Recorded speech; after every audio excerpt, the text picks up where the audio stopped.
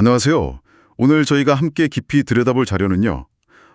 유튜브 채널 성창경TV 영상, 그리고 그 영상에 다루고 있는 여의도 순복음교회 이영훈 담임 목사의 공식 입장문입니다. 네, 안녕하세요. 최근에 그 최상병 특검팀이 이 목사님 자택이랑 교회 사무실을 압수수색하고 휴대전화까지 확보했다. 이런 소식이 있었잖아요. 네, 맞아요. 여기에 또 김정환 극동방송 이사장님 압수수색 소식까지 더해지면서 기독교계가 상당히 좀 술렁이는 분위기입니다. 네, 파장이 컸죠. 그래서 이번 시간에는 이영훈 목사님의 공식 입장, 그리고 이걸 아주 강하게 비판하는 성창경TV의 시각, 이 두 가지를 좀 비교하면서 핵심을 파악해 보려고 합니다. 네, 좋습니다. 아무래도 상반된 주장이 있다 보니까 당신께서 좀 균형 잡힌 시각을 가지시는데 저희가 도움을 드리고 싶네요. 자, 그럼 바로 시작해 볼까요? 우선 이영훈 목사님 입장문 내용부터 좀 짚어주시죠. 네, 이영훈 목사님은 그 입장문면서요. 일단 윤석열 대통령 시대에 제기됐던 여러 의혹들 있지 않습니까? 네, 3대 특검 관련해서요? 네, 그 특검의 필요성 자체에는 원칙적으로 공감한다 이런 입장을 보였어요. 그러니까 진실 규명 노력은 당연하다 이런 거죠. 일단 특검 자체는 필요하다는 데 공감을 표했군요. 네, 하지만 동시에 아주 중요한 전제를 달았는데요. 수사 과정에서 사건과 직접 관련 없는 개인이나 기관의 명예가 훼손되거나 또 억울한 피해자가 생겨서는 안 된다는 점을 아주 분명히 강조했습니다. 그러니까 수사의 정당성도 중요하지만 그 과정에서의 절차적 정당성, 인권 보호 이런 걸 강조했다는 거네요. 맞습니다. 그런 의미로 해석될 수 있겠죠. 그렇군요. 가장 핵심적인 부분은 역시 본인의 결백 주장이 아닐까 싶은데요. 그 부분은 어떻게 이야기했나요? 네, 그게 이제 입장문의 핵심인데요.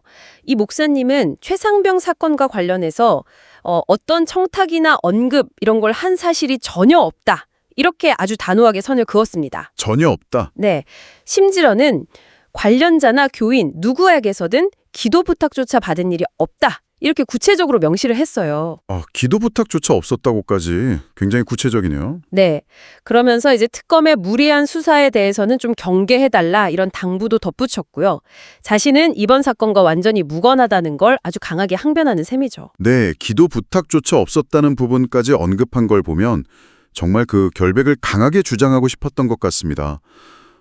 그런데 저희가 살펴볼 그 성창경TV 영상에서는 이런 입장을 굉장히 비판적으로 본다고요? 아, 그렇습니다. 그 영상 진행자분은 완전히 다른 시각에서 이걸 보고 있더라고요. 우선 특검팀의 교회 압수수색 자체를요, 그냥 종교 탄압이다 이렇게 규정하고요. 종교 탄압이다. 네. 그리고 현 정권, 영상에서는 좀 더 직접적으로 이재명 정권이라고 지칭하던데 그 정권의 전체주의적인 행태다. 이렇게 아주 강하게 비판을 합니다. 교회의 어떤 신성함이 공권력에 의해 짓밟혔다. 이런 인식이 깔려 있는 거죠.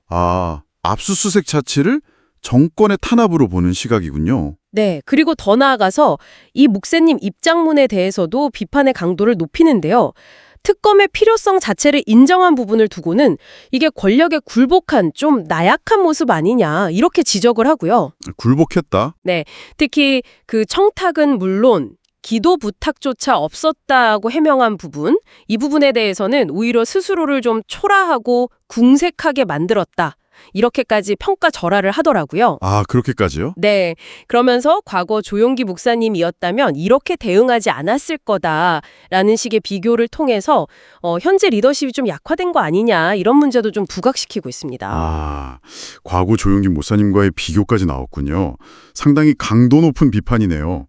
그 영상에서는 목회자의 어떤 정치적 중립, 이런 부분에 대한 입장도 다룬다고 들었는데요. 이영훈 목사님이 좌로나 우로나 치우치지 않겠다고 언급한 부분이 있었던 것 같은데. 네, 맞습니다. 그 부분에 대한 비판도 상당히 인상 깊었어요. 영상 진행자는 이 목사님의 그 중립 선언에 대해서 지금 같은 시대, 그러니까 진행자 시각에서는 가짜가 진짜 행세하는 시대라고 표현하던데요. 이런 시대에는 교회가 침묵하거나 중립을 지켜서는 안 된다는 거예요. 중립이 답이 아니다. 네, 오히려 구약의 예언자들처럼 세상에 잘못된 어떤 권력이나 현상에 대해서 담대하게 꾸짖고 목소리를 내야 한다. 이게 교회의 역할이다. 이렇게 강력하게 주장을 합니다. 예언자적 역할론이군요. 그렇죠. 특히 세계 최대 규모의 교회로서 여의도 순복음교회가 그 사회적 책임을 다하지 못했다. 그리고 이번 사태에서 좀 나약한 모습을 보였다. 그래서 교회의 권위와 힘이 약화된 거 아니냐. 뭐 이런 탄식까지 하더라고요. 중립이 미덕이 아니라 오히려 책임을 회피하는 모습으로 비춰질 수 있다. 이런 겁니다. 네, 오늘 저희는 여의도 순복음교회 이용훈 목사님의 입장문, 그리고 또 이를 정면으로 비판하고 있는 유튜브 채널 성창경 TV의 주장을 자세히 한번 살펴봤습니다. 네, 정말 상반된 시각이었죠. 그렇죠. 한쪽에서는 어떤 수사 절차의 공정성, 또 개인의 결벽, 이걸 강조하고 있고, 다른 한쪽에서는 종교 지도자의 사회적 역할, 권위, 또 불의에 대한 저항 정신, 이런 걸 아주 강력하게 요구하고 있습니다.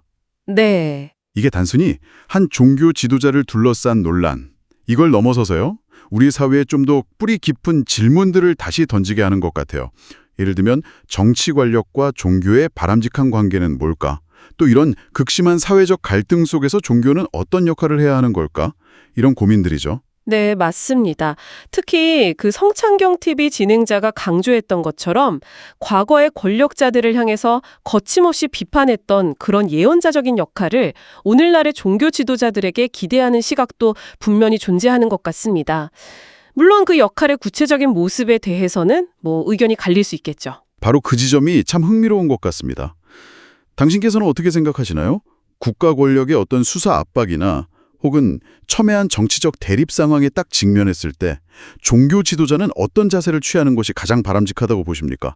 침묵과 중립일까요? 아니면 적극적인 발언과 저항일까요? 그 사이에서 어떤 길을 가야 할지 이 질문에 대해서 한번 스스로 답을 찾아보시는 것도 의미 있는 시간이 될 것 같습니다.